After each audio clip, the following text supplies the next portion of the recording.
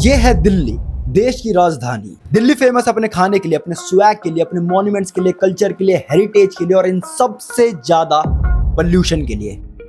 हर साल सर्दी के मौसम में दिल्ली गैस चेंबर बन जाती है। रोड पे कुछ दिखाई नहीं देता, सांस लेना मुश्किल हो जाता है, फ्लाइट्स कैंसिल हो जाते हैं, स्कूल बंद हो जाता है, हॉस्पिटल में लंबी लंबी लाइनें लगने लगती है। हद तो तब हो जाती है जब श्रीलंका जैसे थर्ड वर्ल्ड कंट्री से लोग आके इंडिया के नेशनल कैपिटल में मास्क पहन के क्रिकेट खेलते हैं। और दिल्ली के लोग वही करते हैं जो हर बार करते हैं, ब्लेम। कोई सरकार को ब्लेम करता है, कोई दिवाली को ब्लेम करता है, कोई अदर स्टेट्स को ब्लेम करता है। फिर आता है अमीरों के घर पे एयर प्यूरिफायर और पढ़े लिखे मिडिल क्लास के मुंह पे मास्क, और ऐसे ही आ जाता है अगला साल। और यही घिसी पिटी सी साइकिल दिल्ली में काफी टाइम से रिपीट होते हुए आ रही है। लेकिन अब फाइनली दिल्ली में चीजें बदल रही हैं। जब हम सारे बिजी थे ब्लेम गेम खेलने में, दिल्ली में कुछ ऐसा हो रहा था जिसकी खबर कानों कान किसी को नहीं थी। ना कोई नई AQI मॉनिटर करने वाली ऐप नहीं, कोई नया एयर प्यूरिफायर भी नहीं, बल्कि दिल्ली के अंदर बनाया जा रहा था फॉरेस्ट और बायोडाइवर्सिटी पार्क्स। दिल्ली के अंदर 7 नए बायोडाइवर्सिटी पार्क्स बिल्कुल स्क्रैच से ग्रो करे गए हैं, वो भी ऐसी जगह पर जहां पर एक टाइम पे कचरा और पत्थर हुआ करता था। और ये फॉरेस्ट शो पीस या ऑप्टिक्स के लिए नहीं है, ये एक्चुअली में हवा को रियल टाइम में फिल्टर कर रहे हैं और उन पक्षियों को वापस ला रहे हैं जो दिल्ली से गायब हो चुके थे। सोचो अगर ये काम कर जाता है तो हमारे पास एक फुल प्रूफ सोल्यूशन होगा पोल्यूशन से लड़ने के लिए, सिर्फ दिल्ली में नहीं ऑल ओवर इंडिया में। लेकिन ये हुआ कैसे पॉसिबल, किसने शुरू करा, और क्या ये सच में दिल्ली के पोल्यूशन का परमानेंट सोल्यूशन हो सकते हैं? हेलो, मेरा नाम विशाल है और आज की वीडियो में मैं चर्चा करने वाला हूँ कैसे बायोडाइवर्सिटी पार्क दिल्ली को बचा सकते हैं। 2002 में दिल्ली के अंदर मेट्रो का इनॉग्रेशन हुआ। मेट्रो के आने से दिल्ली के अंदर जो भी डेवलपमेंट हो रहा था उसने काफी स्पीड पकड़ा, जिसके वजह से दिल्ली मेट्रो मॉडर्न इंडिया का सिंबल बन गया। बहुत ही कम टाइम के अंदर दिल्ली के अंदर नए नए मॉल्स बने, फ्लाईओवर्स बने, बड़े बड़े अपार्टमेंट्स बने। सर्विस सेक्टर की बात करें तो Delhi IT, telecom, retail, education, finance इन सब में बहुत आगे जा चुका था। अब क्योंकि दिल्ली के अंदर इतनी ज्यादा डेवलपमेंट हो रही थी, इतने सारे इंडस्ट्रीज आ रहे थे, तो दिल्ली के अंदर बहुत सारे जॉब्स क्रिएट हो रहे थे, एम्प्लॉयमेंट की अपॉर्चुनिटी बन रही थी। और इसी रीजन की वजह से 2000s के बाद दिल्ली के अंदर मैसिव लेवल पे अर्बनाइजेशन हुई। बहुत सारे अलग अलग स्टेट से लोग दिल्ली के अंदर आ रहे थे, जिसकी वजह से दिल्ली की पॉपुलेशन बहुत तेजी से बढ़ी। सब कुछ सही चल रहा था, दिल्ली बहुत तेजी से आगे बढ़ रही थी। अगर कुछ पीछे छूट रहा था तो वो था नेचर।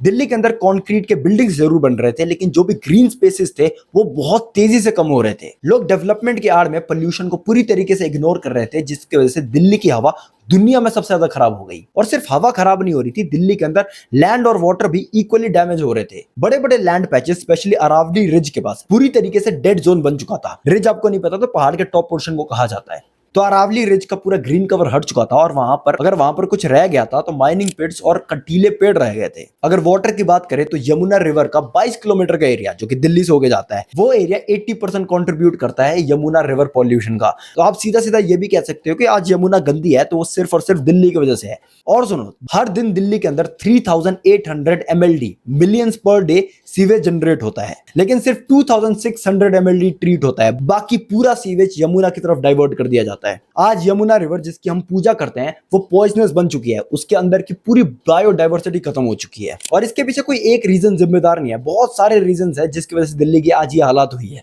चाहे वो रैपिड अर्बनाइजेशन हो बिना किसी प्लानिंग के, या फिर पॉपुलेशन के साथ साथ प्राइवेट व्हीकल्स का बढ़ना, इलीगल स्मॉल स्केल इंडस्ट्रीज का राइज होना, कंस्ट्रक्शन की वजह से dust pollution, waste burning, poor solid waste management, ये सब जिम्मेदार हैं दिल्ली पोल्यूशन के लिए। लेकिन जब दिल्ली पोल्यूशन की सिचुएशन अलार्मिंग लेवल पे पहुंची तब इसने फाइनली दिल्ली के लोगों का, इनफैक्ट पूरे देश भर का टेंशन ग्रैब करना शुरू करा। सिचुएशन की गंभीरता को देखते हुए उस टाइम के दिल्ली के लेफ्टिनेंट गवर्नर विजय कपूर एक मीटिंग बुलाते हैं। मीटिंग में एक सिंपल लेकिन बहुत इंपॉर्टेंट सवाल उठाया जाता है कि हम दिल्ली के पर्यावरण को बचाने के लिए क्या कर रहे हैं। टेबल के दूसरी साइड पे बैठे हुए थे CR बाबू, जो दिल्ली यूनिवर्सिटी के रिटायर्ड इकोलॉजिस्ट थे। उन्होंने दिल्ली की हालत को एनालाइज करके बोला कि अगर दिल्ली को बचाना है तो प्रोटेक्शन से काम नहीं चलेगा, रिस्टोरेशन करना पड़ेगा। मीटिंग के बाद 2004 में 2 साइट्स पे काम शुरू होता है, अरावली बायोडाइवर्सिटी पार्क और यमुना बायोडाइवर्सिटी पार्क। अरावली की अगर बात करें तो ये एक अबैंडन माइनिंग साइट था। यहाँ की जमीन पूरी तरीके से बंजर थी, सॉइल का स्ट्रक्चर डैमेज हो चुका था, nothing could possibly grow here whatsoever. यहाँ पर सिर्फ एक पेड़ की प्रजाति बच गई थी, विलायती किक्कर, जो कि ऐसी कटीले से पेड़ होते हैं और बैरन लैंड पे उगते हैं। M हुसैन शाह इनके निगरानी में काम शुरू होता है। कोई जुगाड़ नहीं, कोई शॉर्टकट नहीं, बिल्कुल रूट से काम शुरू होता है। सबसे पहले मिट्टी को रिवाइव करा जाता है। इसको करने के लिए मिट्टी के अंदर माइक्रोब्स इंट्रोड्यूस करे जाते हैं, तभी उसके ऊपर प्लांट्स ग्रो करते हैं। फिर लगाई जाती है नेटिव घास या फिर कहें देसी घास। घास का काम होता है मिट्टी को पकड़ के रखने का, ताकि अगर हवा चले तो मिट्टी उसके साथ ना उड़ने लगे। फिर जाके पेड़ लगाए जाते हैं। ये स्लो प्रोसेस जरूर था, लेकिन एक परमानेंट सोल्यूशन की तरफ काम हो रहा था। इसके बाद आसपास वेटलैंड्स बनाए जाते हैं। वेटलैंड बेसिकली एक एरिया होता है जो कि ना पूरी तरीके से जमीन होता है, ना पूरी तरीके से पानी होता है। ये बीच का सिस्टम होता है। वेटलैंड इकोसिस्टम का एक बहुत ही इंपॉर्टेंट हिस्सा होते हैं, क्योंकि ये नेचुरली वाटर को फिल्टर करते हैं। 15 से 20 साल का टाइम लग जाता है 692 एकड़ के बंजर जमीन को एक फंक्शनिंग इकोसिस्टम में कन्वर्ट करने में।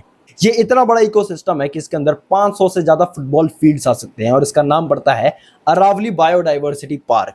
ये अरावली बायोडाइवर्सिटी पार्क इतना ज्यादा सक्सेसफुल हुआ आसपास के बायोडाइवर्सिटी को रिवाइव करने में कि आज के टाइम पे आपको यहाँ पर दिल्ली का एक लौता ऑर्किड कंजर्वेटरी आपको यहाँ पर दिखेगा। इसके अलावा ferns, bamboo, medicinal herbs, in fact Delhi में बहुत ही ज्यादा रेयर ब्लिथ हॉर्सशू बैट भी आपको यहीं पर मिलेगा। लेकिन ये तो बस एक ब्लूप्रिंट था। ये मॉडल इतना सक्सेसफुल हुआ कि 2024 आते आते दिल्ली के अंदर 7 नए बायोडाइवर्सिटी पार्क्स बनाए गए। अरावली, यमुना, तिलपत वैली, तुगलकाबाद, कमला नेहरू रिज, नीला हौज, कालिंदी, ये सब पहले या तो डिग्रेडेड लैंड हुआ करते थे, माइनिंग पिट्स हुआ करते थे, या फिर सीवेज पूल्स हुआ करते थे। आज ये फुल इकोसिस्टम बन चुके हैं, जिसके अंदर trees, birds, butterflies, wetlands, reptiles, even mammals वापस आ गए हैं। यमुना बायोडाइवर्सिटी पार्क्स में तो माइग्रेटरी बर्ड्स आने लगे हैं, जो कि दिल्ली में पहले कभी नहीं हुआ था पोल्यूशन की वजह से। ये बायोडाइवर्सिटी पार्क वाला प्रोजेक्ट बहुत सक्सेसफुल हुआ था, लेकिन ये एक लौता प्रोजेक्ट नहीं था। इनफैक्ट एक और प्रोजेक्ट था जिसकी बहुत कम बात की जाती है, जो कि सीवेज टू प्लांट प्रोजेक्ट। ये प्रोजेक्ट 2022 में दिल्ली के लेफ्टिनेंट गवर्नर विनय कुमार सक्सेना की लीडरशिप में कैरी आउट किया जाता है। इस प्रोजेक्ट का कॉन्सेप्ट बड़ा सिंपल सा रखा गया कि दिल्ली के अंदर जितने भी नाले हैं उसके अंदर वाटर ट्रीटमेंट प्लांट लगाया जाएगा, और आसपास की जो जमीन है वहां पर एक खूबसूरत सा लैंडस्केप बनाया जाएगा। इन पार्क को इको पार्क कहा जाता है, और ये इतने सुंदर बनाए गए हैं कि आपको विश्वास नहीं होगा। मैं आपको ये सिर्फ बताऊंगा नहीं, मैं ये दिखाऊंगा। मैं आज कहूँ इको पार्क में जिसकी मैं बात कर रहा था, काफी सुंदर बनाया गया है। चिड़ियों की आवाज आ रही है, बहुत सारे मेरे को यहाँ पर तितलियां दिख रही है, पूरा एक इको सिस्टम है। लेकिन इसकी सबसे स्पेशल बात ये ब्यूटिफिकेशन नहीं, बल्कि ये है सीवेज ट्रीटमेंट प्लांट। यहाँ पर पानी को साफ करा जाता है, और फिर उसी पानी से इन सारे पौधों को इरिगेट करा जाता है, पानी डाला जाता है। पहले क्या होता था कि ये जो पानी होता था डायरेक्टली इसको यमुना में डिस्चार्ज कर दिया जाता था। लेकिन इन इको पार्क्स का पर्पस सिर्फ ये ब्यूटिफिकेशन नहीं है, ये है सीवेज ट्रीटमेंट प्लांट। यहाँ पर गंदे पानी को साफ करा जाता है। पहले ये बस एक गंदा सा नाला हुआ करता था, अब इन्होंने इसको सीवेज ट्रीटमेंट प्लांट बना दिया है। यहाँ से पानी साफ होता है, फिर इसी पानी का यूज करके इन सारे पेड़ पौधों में पानी डाला जाता है। पहले क्या होता था, इस पूरे गंदे पानी को डायरेक्टली यमुना के अंदर डिस्चार्ज कर दिया जाता था। फिर बात होती थी यमुना को साफ करने के लिए, कोई भी रूट कॉज की बात नहीं कर रहा था। ये जो पूरा सिस्टम बना है, ये रूट कॉज से प्रॉब्लम को सॉल्व करती है। एक तो यहाँ का वॉशरूम नेक्स्ट लेवल है। इस लेवल का वॉशरूम मैंने किसी पब्लिक पार्क में नहीं देखा अभी तक। एक और चीज मैं आपको दिखाता हूँ, ये है सिंथेटिक ट्रैक। यहाँ पर रनिंग वगैरह, एथलीट्स वगैरह ट्रेन कर सकते हैं। एवरेंस से ये बेस्ट ट्रैक है एथलीट्स के लिए, बट बंजर जमीन से तो अच्छा ही है। और ये है नॉर्मल वॉकिंग वगैरह के लिए। तो काफी सोच समझ के इन इको पार्क्स को बनाया गया है। ये बेसिकली डीडी का एक फ्लैगशिप प्रोग्राम था। और ऐसा भी नहीं है कि द्वारका में आपको एक दो ऐसे इको पार्क दिखेंगे। जितने पहले यहाँ पर नाले हुए करते थे, वहां पर अभी इको पार्क्स बना दिया गया। और ये इतने ज्यादा एक्सेसिबल है कि लिटरली ये देखो, यहाँ पर सोसाइटीज है और उसके जस्ट सामने इको पार्क है, तो लोगों के लिए भी एक्सट्रीमली एक्सेसिबल है। और यहाँ पर आके एक अलग सी फ्रेशनेस फील होती है, क्योंकि आसपास लिटरली हर जगह आपको पेड़ पौधे दिख जाएंगे। पहले बस यहाँ पर ऐसा बदबूदार सा नाला हुआ करता था, दैट्स इट।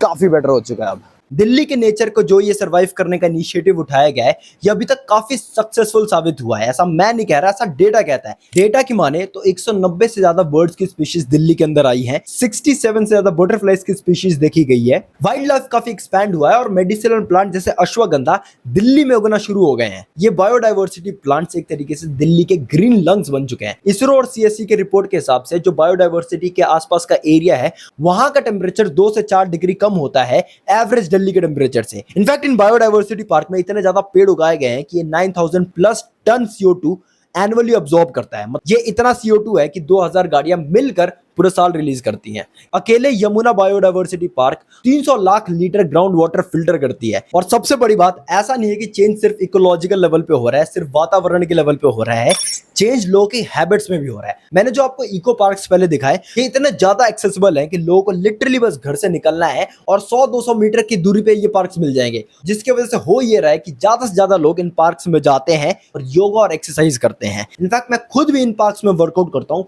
बहुत मजा आता है। सबसे बड़ी बात यहाँ पर समझने वाली ये है कि इन फॉरेस्ट ने सिर्फ एक दिन में सब कुछ चेंज नहीं कर दिया, काफी ग्रेजुअल प्रोसेस था। और ऐसा भी नहीं है कि पूरी तरीके से सब कुछ ठीक कर चुके हैं, बट एटलीस्ट अभी हम ये कह सकते हैं कि हम सही दिशा में जा रहे हैं। And I am pretty sure Delhi में जैसे काम चल रहा है, आने वाले टाइम में दिल्ली की हवा साफ हो जाएगी। अगर हमें अपनी तरफ से कुछ करना है तो सरकार को थोड़ा ज्यादा टाइम देना पड़ेगा, क्योंकि जो परमानेंट सोल्यूशंस होते हैं ना, वो जेन्युइनली टाइम लेते हैं। ये जो टेम्पररी बेसिस पे फ्रीबीज वगैरह बांटे जाते हैं, ये एक तरीके के जुमले होते हैं इलेक्शन जीतने के लिए। जो असल काम हो रहा होता है वो जनता को काफी टाइम तक दिखाई नहीं देता। ये बाय द वे जो भी प्रोजेक्ट आता है ये डीडीए के अंदर आता है, जो कि सेंट्रल गवर्नमेंट चलाती है। तो जहां पर सरकार प्रेज डिजर्व करती है, हमें कर देना चाहिए। बहरहाल आज के लिए बस इतना ही था। आप कमेंट्स में बताओ आपको ये वीडियो कैसी लगी। मिलते हैं अगली वीडियो में।